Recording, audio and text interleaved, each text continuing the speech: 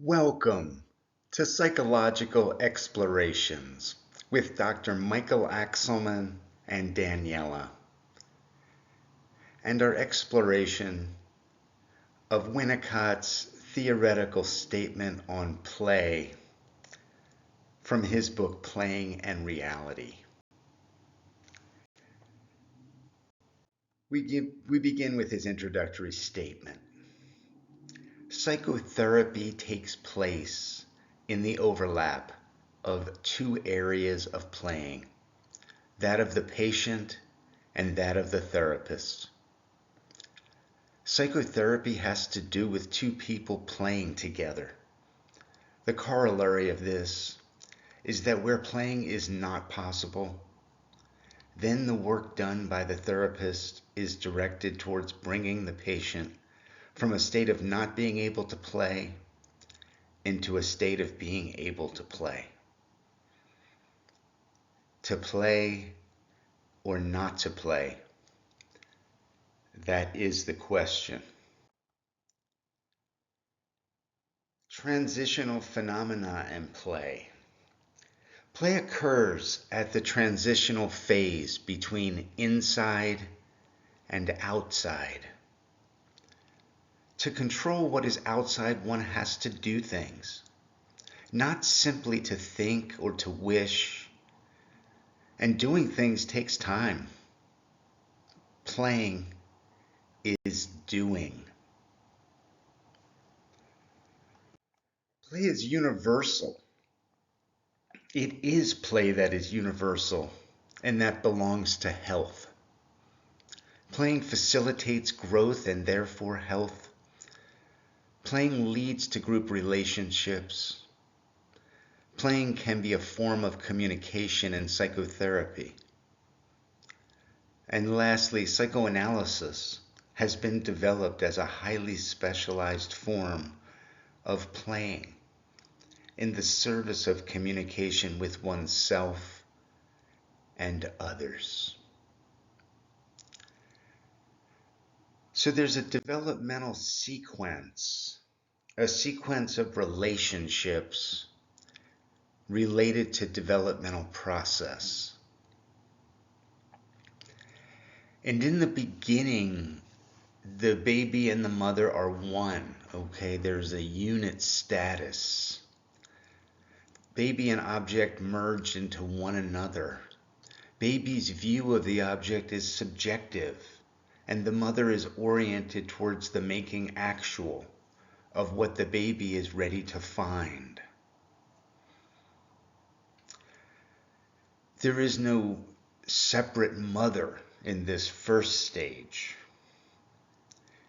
And then the emergence. The mother is in the process of being both created and found, being that which the baby has the capacity to find, and being herself waiting to be found.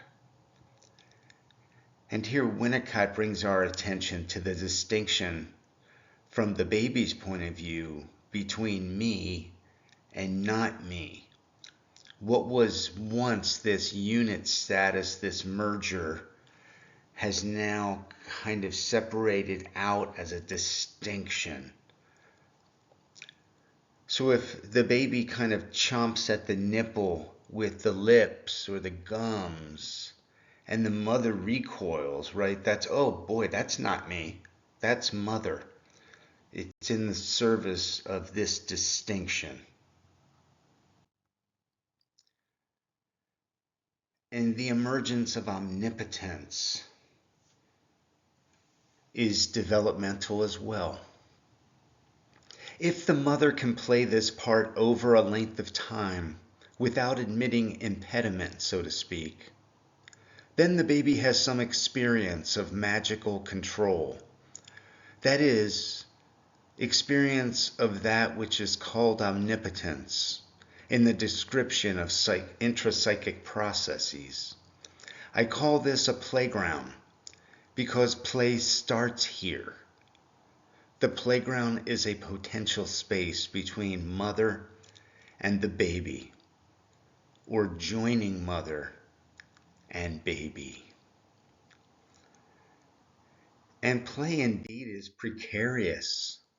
The thing about playing is always the precariousness of the interplay of personal psychic reality and the experience of control of actual objects. This is precariousness of magic itself, magic that arises from intimacy in a relationship that is being found to be reliable. The precariousness of play belongs to the fact that it is always on the theoretical line between the subjective and that which is objectively perceived. And Winnicott does bring this up so well in his wonderful discussion of transitional objects, and he explores the magic of that symbol. The capacity to be alone is the third stage. So the mother is found distinct in the second stage, and then this third phase where the baby can be alone in the presence of the mother.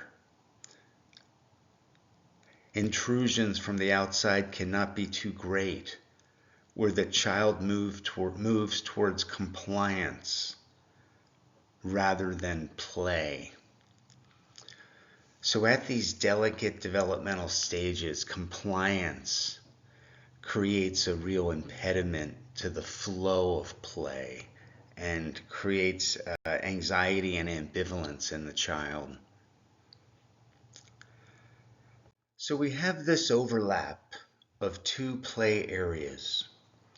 The mother adapts to the baby and is careful to fit into the baby's play activities. Sooner or later, she introduces her own playing. And babies vary according to their capacity to like or dislike the introduction of ideas that are not their own.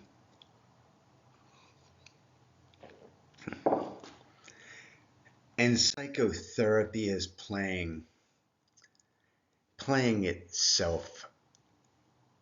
Responsible persons must be available when children play.